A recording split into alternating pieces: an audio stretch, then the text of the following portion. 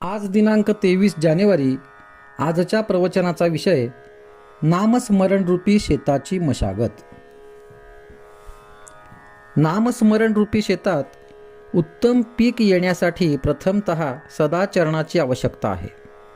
सदाचरण हे शेताचे रक्षण करण्याकरिता लागणाऱ्या कुंपणासारखे आहे, म्हणून त्याचे महत्त्व आहे. दुसरी गोष्ट शुद्ध अंतःकरण. शुद्ध अंतःकरण म्हणजे उत्तम काळी भुसभुशीत जमीन. या जमिनीमधले दगड, हरळी वगैरे काढून ती साफ करावी, म्हणजेच अंतःकरणात कोणाबद्दलही द्वेष, मत्सर वगैरे ठेवू नये. शुद्ध अंतःकरणानंतर नामस्मरणाचे महत्त्व आहे. नामस्मरण हे त्या जमिनीत पेरण्याचे बी आहे. हे बी किडके नसावे, म्हणजे नाम सकाम नसावे. उत्तम बी म्हणजे नामाकरिताच नाम हे आहे. त्यानंतर तीर्थयात्रा, संतांचे आशीर्वाद, त्यांची कृपादृष्टी यांची आवश्यकता आहे. या सर्व गोष्टी पाटाच्या पाण्यासारख्या आहेत. यामुळे शेत चांगले यायला मदत होते. शेवटची महत्त्वाची गोष्ट म्हणजे भगवत कृपा होय. भगवत कृपा ही पावसाच्या पाण्यासारखी आहे. पाटाच्या पाण्यापेक्षा पावसाच्या पाण्याची गोष्ट काही और आहे, पण ते पडणे न पडणे आपल्या हाती नाही. शेताला लावण्याकरिता पाटाचे पाणी एखादी विहीर, तलाव किंवा नदी यामधून नेता येणे शक्य असते, परंतु पावसाच्या बाबतीत कोणाला काहीच करता येत नाही.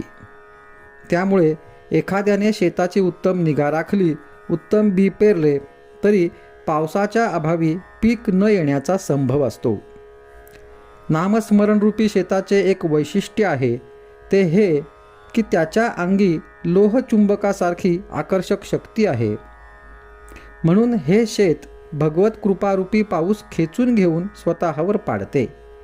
त्यामुळे पावसाच्या अभावी शेत वाया गेले असे कधीच होत नाही. आपण असे पाहू की 2 शेतकरी आहेत. एक कर्तव्य कर्म म्हणून वेळ झाली की आपल्या शेताची मशागत करणारा आहे, तर दुसरा आळशी म्हणजे मशागत न करणारा आहे. आता जेव्हा पाऊस पडेल तेव्हा ज्याने मशागत केली त्याचे शेत उत्तम वाढेल, पण दुसऱ्याचे वाढणार नाही. भगवंताच्या कृपेने जो पाऊस पडणार त्याचा एकाला फायदा मिळेल, तो दुसऱ्याला मिळणार नाही. म्हणजे जो नियम प्रपंचात लागू तोच नियम परमार्थात लागू.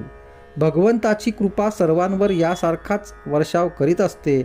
ज्याने ज्या प्रमाणात चित्तशुद्धी केली असेल त्या प्रमाणात त्याला फायदा होईल, दुसऱ्याला नाही होणार. भगवंत किंवा संत समदृष्टी असतात ते असे. भगवंत निपक्षपाती आहे, त्याच्यापाशी कोणताही भेद नाही. आपण तयार झालो की त्याची कृपा आपोआप होते. कृपेला योग्य अशी भावना तयार करणे आपले काम आहे. संतांनी नुसते आपल्याला सांगून भागत नाही. आपण काय करायला पाहिजे हे कळून आपण ते स्वतः करायला पाहिजे. त्यांच्या ठिकाणी जर विषमता दिसली तर तिचा उगम किंवा कारण आपल्यातच आहे, हेच यावरून दिसते. आजचा सुविचार. शुद्ध अंतःकरण ठेवून नाम घेतले तर भगवंताच्या कृपेचा अनुभव येईल.